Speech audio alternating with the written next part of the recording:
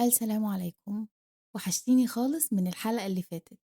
لو سمعاني دلوقتي وحاسة إنك مش فاهمة نفسك ولا فاهمة اللي بيحصل لك ولا رايحة فين، أحب أقولك من أول نفس كده في الحلقة إن أنت في المكان الصح وأنت مش لوحدك. في ناس كتير قوي حاسين نفس الإحساس، بس الفرق إن مش كلنا بنعرف نحطه في كلام. الإحساس اللي بيقولك أنا تايهة مش مستقرة، حاسة إني واقفة مكاني مش بتحرك ولا خطوة واحدة. الحلقة دي معمولة علشان اللحظة دي بالذات، مش علشان ندي إجابات جاهزة ولا نعمل نفسنا فاهمين الحياة. إحنا بس هنقعد جنب بعض ونفك الإحساس ده على مهله وبشويش قوي. وخلي بالك من الجملة دي من دلوقتي، إن انتي مش تايهة، انتي في الطريق الصح. ليه بنحس إننا تايهين؟ إحنا اتحط في دماغنا إن الطريق لازم يكون واضح مستقيم سريع وليه بداية ونهاية. بس الحقيقة بقى إن الحياة عمرها ما كانت كده خالص. الطريق ساعات بيلف وبيقف وبيهدى وكمان بيدورك ويلفك. وإحنا أول ما بيحصل كده بنفتكر إننا ضعنا، بس يمكن الحقيقة إننا بنتعلم إننا نتوه مش دايما ضياع. خليني أقولك حاجة يمكن جديدة عليكي، إننا بنتوه ساعات بيكون مرحلة انتقال. يعني انتي خرجتي من حاجة ولسه ما دخلتيش في اللي بعدها، فحاسة إنك متعلقة في النص. النص ده بقى مقلق قوي، بس مهم جدا.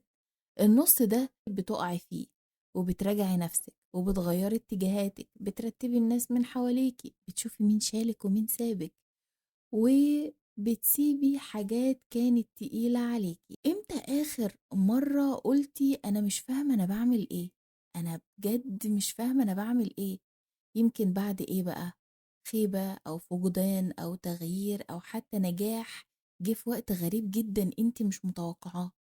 مش كل اللي بيضيعك وحش.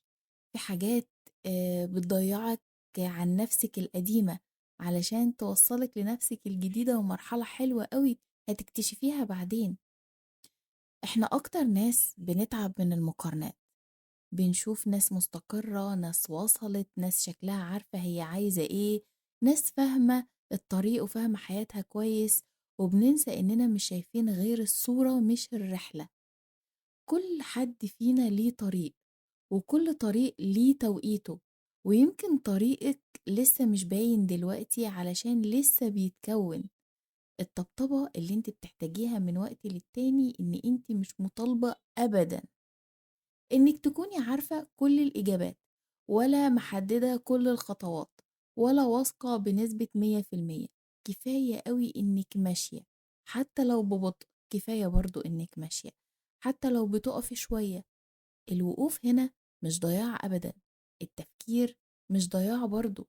إعادة الحسابات من وقت للتاني مش ضياع.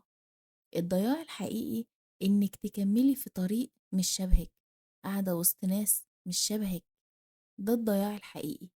ربنا سبحانه وتعالى قال لنا إيه؟ وعسى أن تكرهوا شيئا وهو خير لكم. يعني في طريق بندخلها غصب، وفي برضو طريق بنطلع منها بوجع، وفي طريق بنقف قدامها مش فاهمين حاجة وبنفضل نقول حلها من عندك يا رب. بس في الآخر كل ده بيخدم حتة جواكي. ربنا مش بيضيع حد ولا بيودي حد في سكة فاضية. لو انت في النص يبقى ربنا ايه؟ بيحضرك، بيحضرك لحاجة جديدة عليكي، حاجة حلوة مستنياكي. خليكي واثقة في ربنا وماشية ورا خططه، وادعي دايما بالخير وتفائلي دايما بالخير. أنا مش هقولك إن الطريق سهل، ولا هقولك إن الحيرة هتختفي فجأة، بس هقولك إن انتي ماشية صح حتى وانتي متلخبطة. يمكن النهاردة مش باين، بس بكرة هتبصي ورا وتفهمي ليه الوقفة دي حصلت، وحصلت علشان ايه، وانا دلوقتي بقيت فين. وانا بختم عايزاكي تسمعي الجملة دي كويس وكأنها بتتقالك لوحدك. انتي مش تايهة، انتي في الطريق، حتى لو الطريق ده لسه بيتشرح. سؤالي ليكي قبل ما الحلقة تخلص، ايه الحاجة اللي لسه حاسة انك محتاجاها او محتاجة تسيبيها علشان تكملي الطريق بشكل اخف؟